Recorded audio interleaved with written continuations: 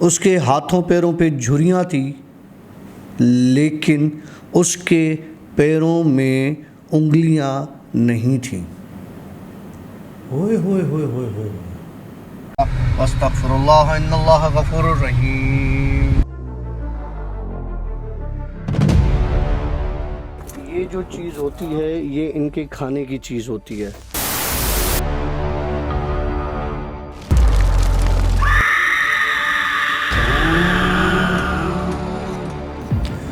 और right friends, अस्सलाम वालेकुम, welcome to yet another Ashif vlogs. और मैं हूँ आशिफ, हमारे साथ मौजूद है डॉक्टर काशिफ। और उसके बाद हम चलेंगे सीधा स्टोरी पे। भाई बस ठीक है, तू ठीक है, मुझे पता है, बिल्कुल ठीक ठाक है, फिट स्टोरी पे आया जल्दी से। स्टोरी इतना जल्दी? कहीं जाना है क्या? मजाक कर रहा है। अच्छा, कैसा है? ज़बरदस्त। तो ठीक है भाई। अब एक ज़रा पते की बात कर दूँ सबसे पहले। वो ये है कि भाई एक हमारे व्यूअर है, वो कहते हैं कि बीच में जो है वो स्टोरी को काटे नहीं, रोके नहीं। भाई देखें, ये स्टोरी टेलिंग अपनी जगह पर है, डॉक्टर काशिफ सुनाते हैं, लेकिन एज सच वो एक स्टोरी सुना रहे हैं। और जब तक मेरा कॉन्सेप्ट क्लियर नहीं होगा, ऑफ कोर्स इसी तरीके से कुछ लोगों का कॉन्सेप्ट क्लियर नहीं होगा। तो ये एक पॉडकास्ट है। अगर इस तरह होता ना तो हम डायरेक्ट डॉक्टर काशिफ को माइक दे देते और मैं यहाँ से गायब हो जाता और सिर्फ स्टोरी चल रही होती। कॉन्सेप्ट्स क्लियर करना बहुत ज़रूरी है, इसलिए क्वेश्चंस मैं करता रहूँगा।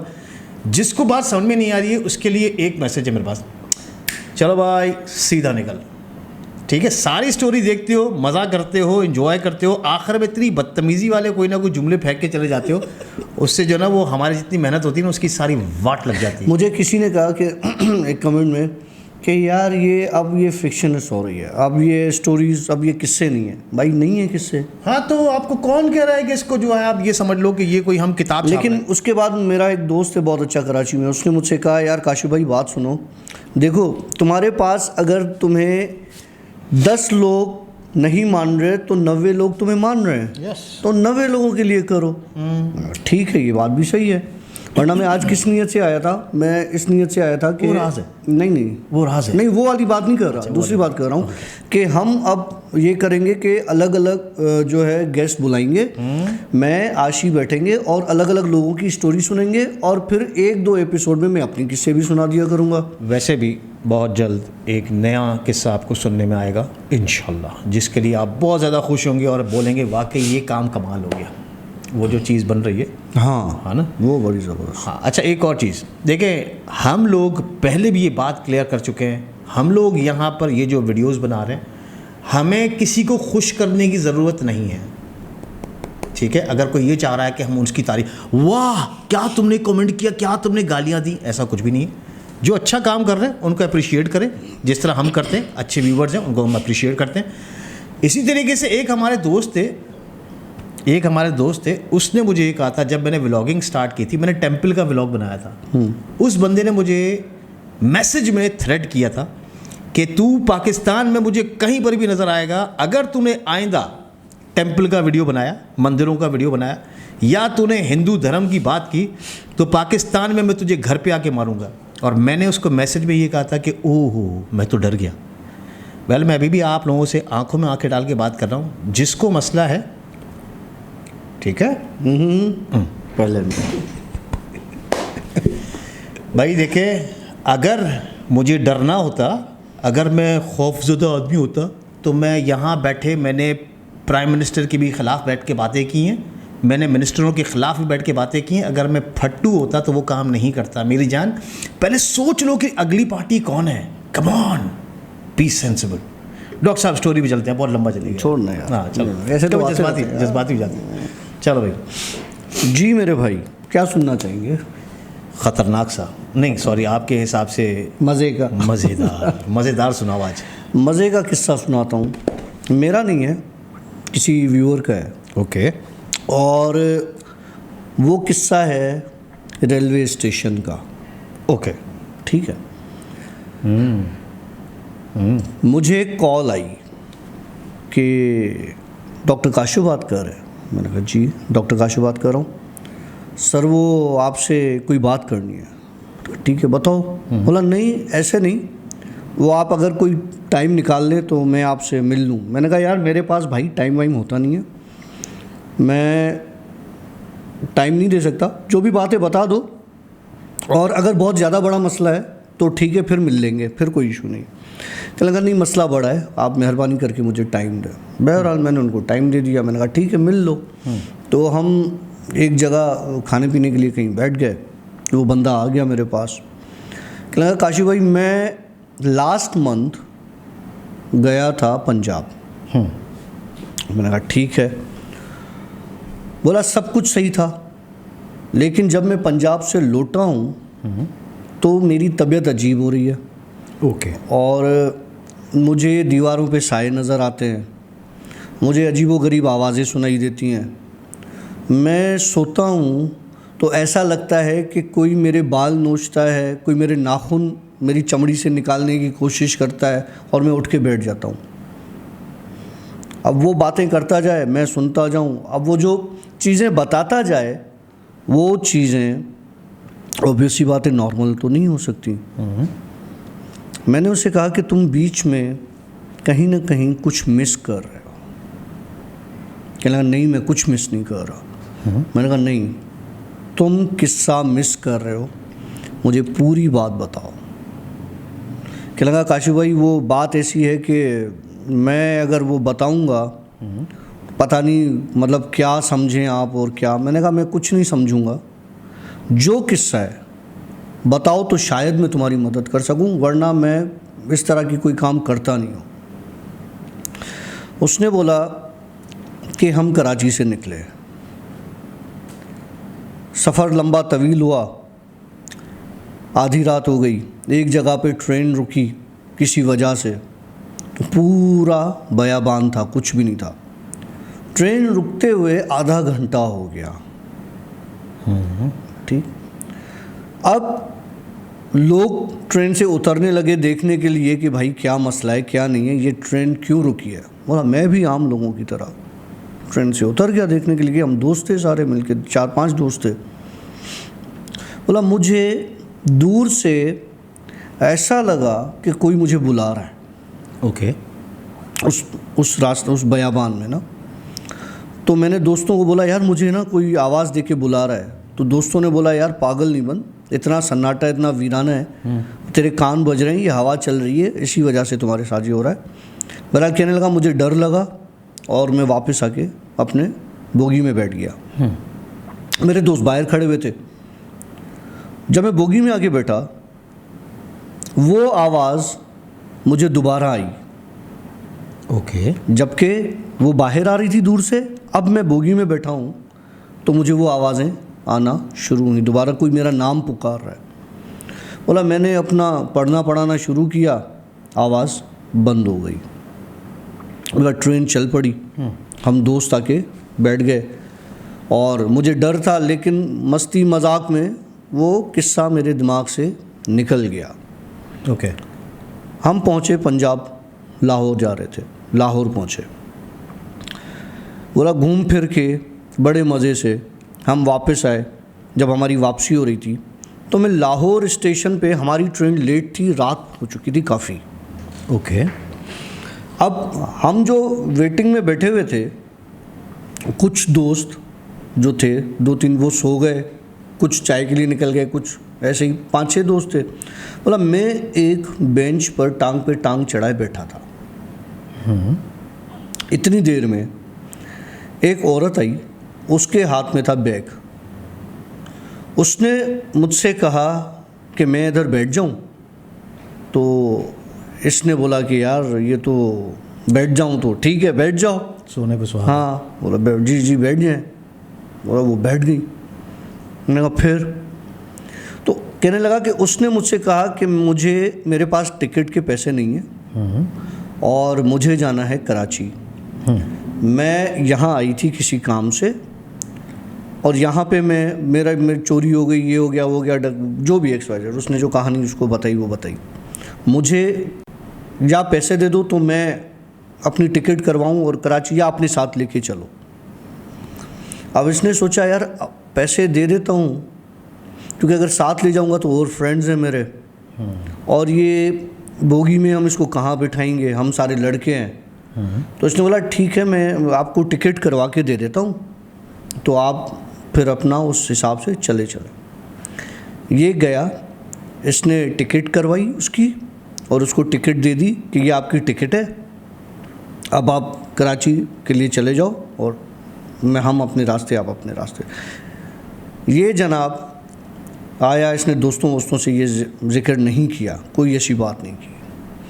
बोला हम जिस बोगी में बैठे उस बोगी के बाहर वो औरत बैठी हुई थी। ओके।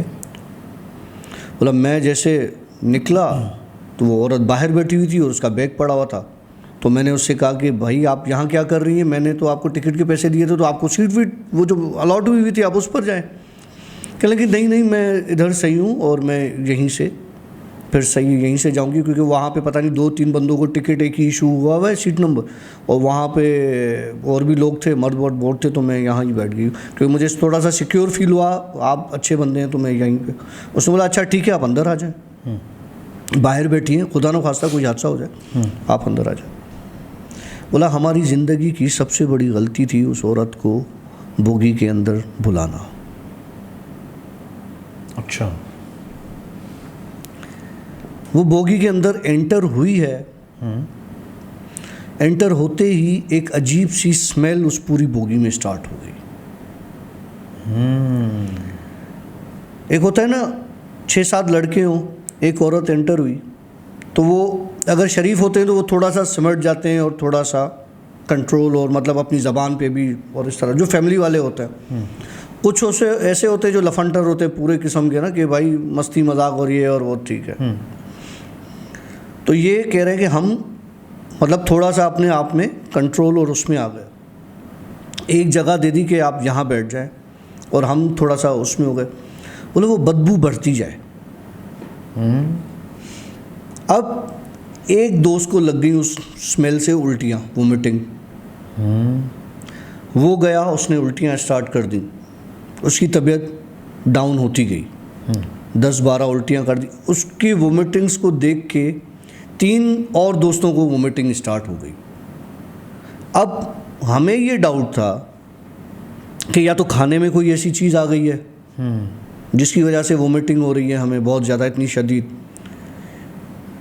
क्योंकि 3-4 लोगों को इकट्ठे वोमिटिंग होना मतलब यही एक रीज़न बनता है, और तो कोई रीज़न नहीं बनता। अगर हम इसको लॉजिकली देखें तो रीज़न यही बनता है कि कोई खाने पीने में कोई ऐसी चीज़ आ गई जो 3-4 दोस्तों ने इकट्ठे खाई हो और वोमिटिंग होगी, और हमारे दिमाग में वही बात आई कि ये लॉजिकल है।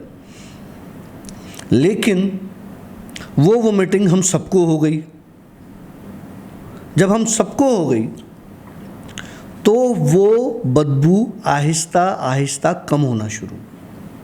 अच्छा, वोमिट होने के बाद या तो हम उस स्मेल के यूज टू हो गए, जिस तरह से आप किसी ऐसी जगह पे बैठे रहो तो आप आदी हो जाते हो। शुरुआत में तंग करती है, उसके बाद फिर आदी हो जाते हो, ठीक है। वोमिटिंग्स जो सबको स्टार्ट हो गई थी वो रुक गई। अब इस बंदे की नज़र उस औरत के हाथों पर पड़ी। ओके। जो कि पहले तो नॉर्मल थे, अब वो हाथ किसी जवान औरत के नहीं, किसी बूढ़ी औरत के लग रहे थे। उसके हाथों में रिंकल्स थे। अच्छा, चेहरा क्यों नहीं देखा? वो औरत जब आके बैठी थी तो उसने अपना चेहरा ढांप लिया था। इनको ये लगा कि भाई अकेली औरत है, हम लड़के हैं, तो इसलिए उसने पर्दा कर लिया है, मजबूरी है। लेकिन हाथ तो उसके जाहिर थे। उन्होंने हाथ देखा इस लड़के ने। अब जब इसने हाथ देखा तो इसको अब कुछ फील होने लगा कि ये या तो मैंने गलत कर दिया है, अपने साथ इन सबको भी फंसा दिया है, या तो मार देगी हमें, या तो कुछ ना कुछ मतलब कुछ गलत होगा। ये अभी सोच ही रहा था। तो उस कंपार्टमेंट में एक कह रहा है डरावनी चीख आई और इनके वो जिस ट्रेन के जिस कंपार्टमेंट में ये बैठे थे कमरे में, उसकी लाइट चली गई। ओके। इन्होंने बाहर भागने की तो ये एक दूसरे से टकराए और ये चीखों की इंटेंसिटी बढ़ती जाए। बोला हम जैसे तैसे करके हमने वो दरवाज़ा खुला और हम बाहर भागे। बाहर निकल तो आए, ट्रेन चल रही है, हमने उतरना कहाँ है, हमने जाना कहाँ है, हम वहाँ से भाग तो सकते नहीं। हमने बराबर वाले कंपार्टमेंट को बजाया ज़ोर से, किसी ने दरवाज़ा नहीं खोला।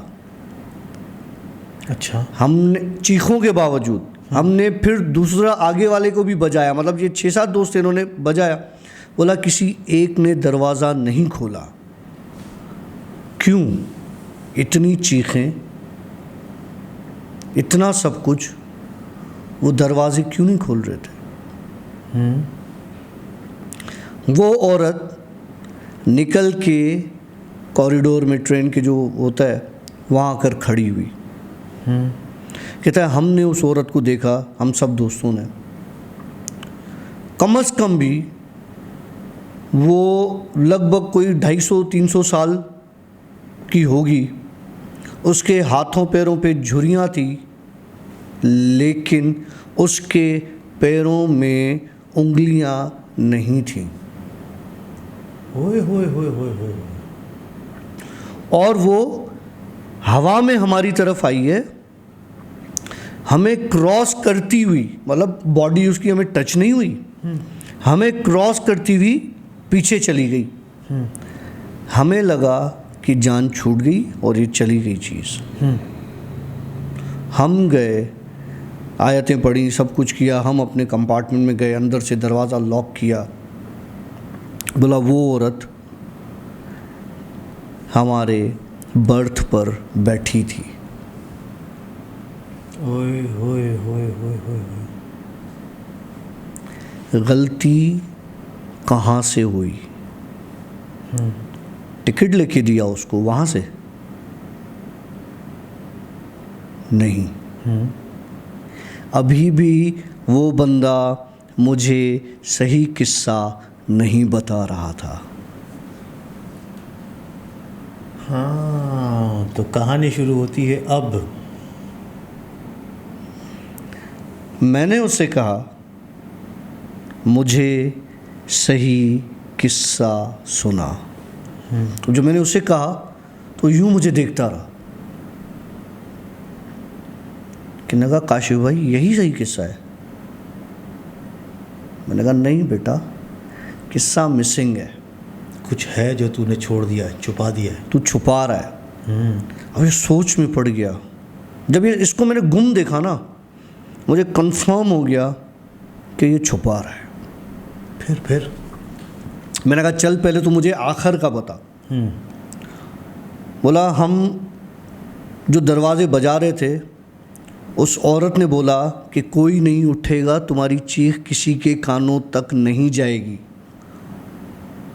और तुम सब यहीं मरोगे।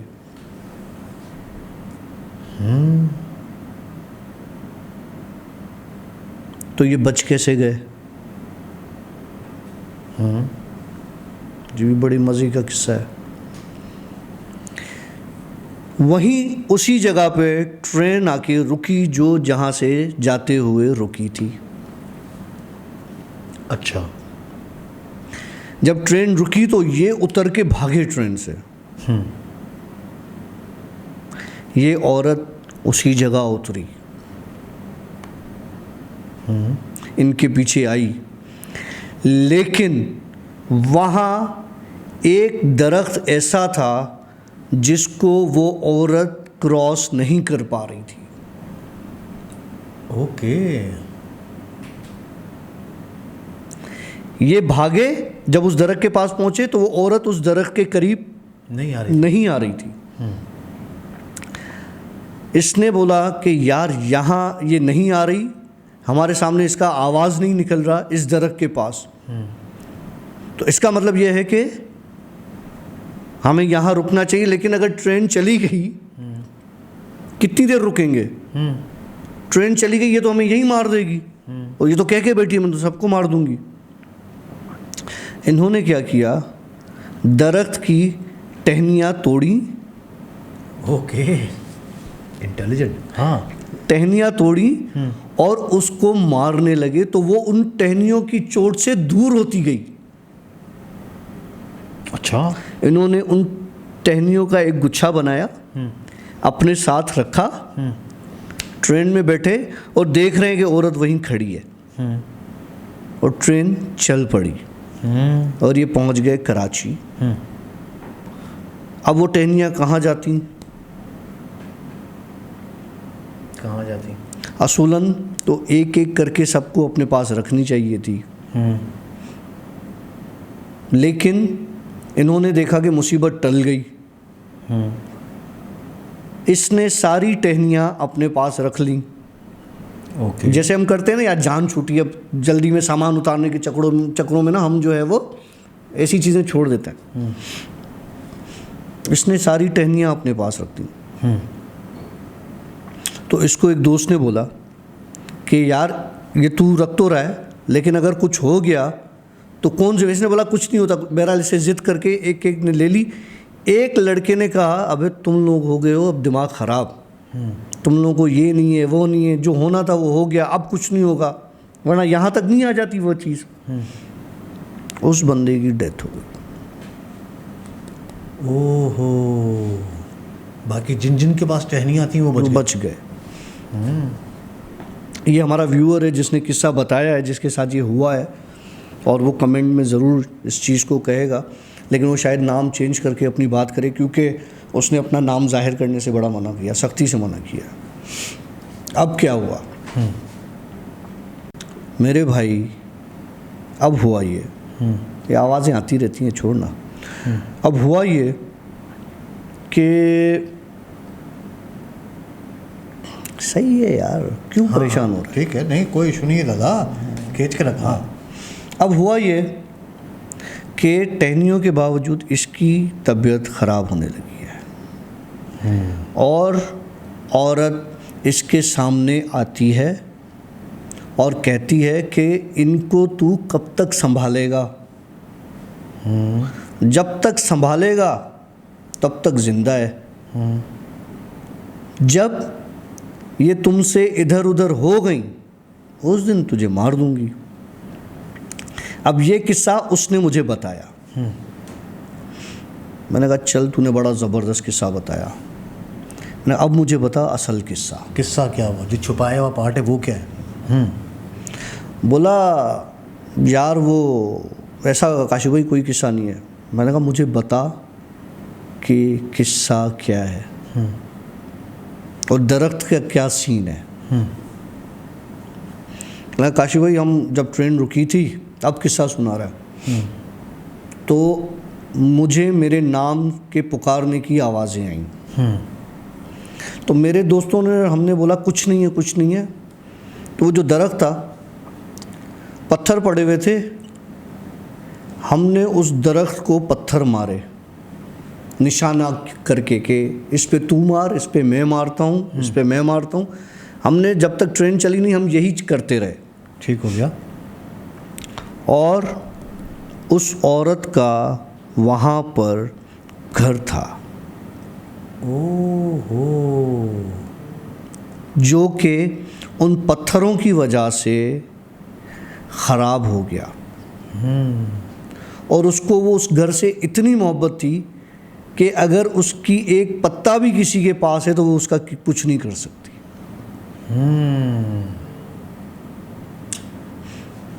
मैंने कहा मैं क्या कर सकता हूँ भाई, ना मैं आमिल हूँ और ना मेरे पास कोई ऐसी चीज़ है कि मैं तुम्हारी कोई मदद कर सकूँ। कल परसों मेरे पास आ जाएगी, मेरे पास तो पत्ता भी नहीं है, मैं क्या करूँगा। तो कहने लगा काशी भाई मसला ये है कि मैंने सुना है कि जो जिन औरतें हैं वो आपके पीछे ज़्यादा होती हैं, तो घेर लेना आप। मैंने आप मजाक दी कर भाई। बोला सर खुदा की कसम ये सोच के आया हूँ कि आप घेर लोगे। मैंने कहा भाई कैसी बातें कर रहे हैं यार, वो जिन मैं इंसान हूँ यार। डॉक्टर का सॉरी, डॉक्टर का सब कुछ कर सकते हैं आप, तो आप मर्दों में तो वैसे भी हाथ नहीं लगाते ना, तो आप लेडीज़ डिपार्टमेंट को संभाल सकते हो, लगी मुझे। तो खैर स्टोरी एंड करने यार। बहरहाल उसको मैंने बोला भाई ये मेरे हाथ हैं, मैं कुछ नहीं कर सकता। हाँ अच्छा ठीक है, चलो मैं नीचे जाऊँगा तो यार वो माइक निकल जाएगा। हाँ काशिफ का वेपन उसके हाथ में जी।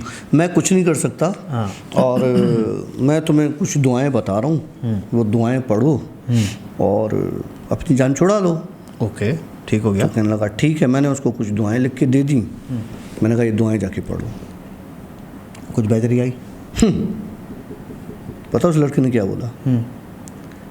तू क्या समझता है कि इन दुआओं से मैं चली जाऊंगी?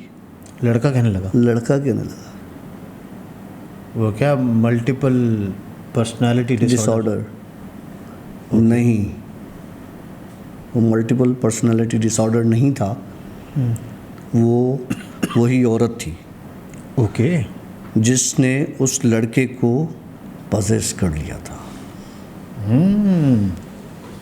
मज़ेदार। अब मेरे दिमाग में एक सवाल है, टहनी उस दरख्त की उसके पास थी और उसने और किसी को नहीं मारा, इसी के पीछे आई और इसी का नाम बुला रही थी। जब मैंने उसको लिख के दी दुआएं, तो फिर वो मेरे सामने क्यों आई? क्यों आई? हाँ, वो इसलिए आई कि मैं इसको मार नहीं सकती, मारूंगी तब जब इससे ये टहनियाँ गुम हो जाएंगी, और ये गुम भी मैं खुद करूंगी जब वो वक्त आएगा। मतलब मार के दम लेगी? नहीं, मारने वाली ज़ात अल्लाह की है यार। किसी चीज़ में, ना इंसान में, ना शैतान में, ना किसी और चीज़ में इतनी ताकत है कि जान ले किसी की। अच्छा देखा तूने बिल्कुल इस तरह, मैंने कहा पता नहीं क्या हुआ। अच्छा भाई, तो ऐसे है कि डॉक्टर साहब स्टोरी आपकी यहाँ पे एंड हुई जाती है। काफ़ी लंबी स्टोरी डॉक्टर साहब ने सुनाई, लेकिन वेरी इंटरेस्टिंग स्टोरी। तो इस स्टोरी में भी एक मैसेज है कि कभी भी चलते फिरते किसी चीज़ को उंगली मत किया करें। नहीं, दैट्स अ फैक्ट। हम बैठे होते हैं, जाके जंगल में खड़े हो जाते हैं और पेशाब शाब कर लेते हैं। कभी कोई ऐसी चीज़ें होती हैं, वीराना होता है, वहाँ पे हम उठा के पत्थर मारते हैं, या वो शिकार कर रहे होते हैं, कुछ ना कुछ उल्टी सुल्टी हरकतें कर रहे होते हैं। तो ये चीज़ें वहीं से ही वीराने से हमारे पीछे लगती हैं, और ये चीज़ जब किसी के पीछे लगती है तो ये दिमाग में रख लीजिएगा। बचाने वाली अलग ही ज़ात है, लेकिन वो कुछ ना कुछ याद है, मैंने एक किस्सा सुनाया था जिसमें राजस्थान का वो गज जो होता है, वो होता है जो ट्रेवल करता हुआ एक घर पे पहुंचा था। किसी ने नहीं देखा तो लास्ट सीज़न में वो एक एपिसोड में वो स्टोरी सुनिएगा, वो किस्सा सुनिएगा। देखिए, मैं अगर किस्से बनाता हूँ ना, अगर लिखता हूँ, तो मुझे किस्से याद नहीं होने चाहिए इतने। मुझे किस्से याद इसलिए हैं क्योंकि ये उंगलियों के डिजिट्स मेरे आँखों के सामने हैं और मैं इनको टच करके इनको फील कर रहा हूँ। ठीक है, तो मैं इंसिडेंट्स को फील करता हूँ। जब मैं इंसिडेंट्स को फील करता हूँ तो मुझे चीज़ें याद रहती हैं। अगर मगर डगर बगर सगर सब, चलो स्टोरी एंड।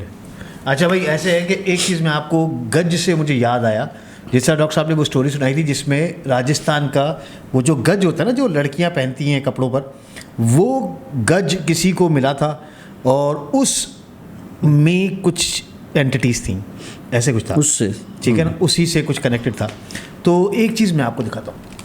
या अल्लाह खैर, एक नई मुसीबत मेरे गले डाल रहा है। नहीं नहीं, तेरे गले में नहीं आएगी। ये चीज़ आप देखें, ये भी एंटीक चीज़ों में आती है चीज़, और ये मुझे मेरी सिस्टर इन लॉ ने अमेरिका से भेजा। सॉरी, यूँ सही है। तो सिस्टर इन लॉ ने मुझे जो है ये अमेरिका से भेजा था, और ये भी एंटीक चीज़ों में आता है। ये अफ्रीका में इस तरह का काम होता है। और इधर दिखा, ऐसी चीज़ों को मैं पता है क्या करता हूँ। नहीं नहीं, छोड़ दिया, सॉरी, तमीज़ी कर रहा हूँ, ये मेरे साथ रहेगा अभी। तो वेल, आई होप कि आप लोगों ने आज का सेशन बड़ा एंजॉय किया होगा, और इसी तरीके से हमारी स्टोरीज़ को एंजॉय करते रहें। अगर स्टोरी समझ में आई है तो लाइक कीजिएगा, अगर समझ में नहीं आई है तो डिसलाइक ज़रूर ठोकिएगा, इससे भी खुशी होगी। और अगर आप लोगों ने अभी हमें ज्वाइन किया है तो हमारे चैनल को सब्सक्राइब कर लें, क्योंकि ऐसे बहुत सारे किस्से, बहुत सारी कहानियाँ आप लोगों को मिलती रहेंगी इंशाल्लाह, ज़िंदगी रही तो। मिलेंगे एक नए ब्लॉग के साथ, एक नए पॉडकास्ट के साथ। तब तक के लिए सी या, बाय बाय, अल्लाह हाफिज़, जुब जुब वबाक। अस्तगफिरुल्लाह इन्नल्लाह गफूरुर रहीम। ये जो चीज़ होती है ये इनके खाने की चीज़ होती है।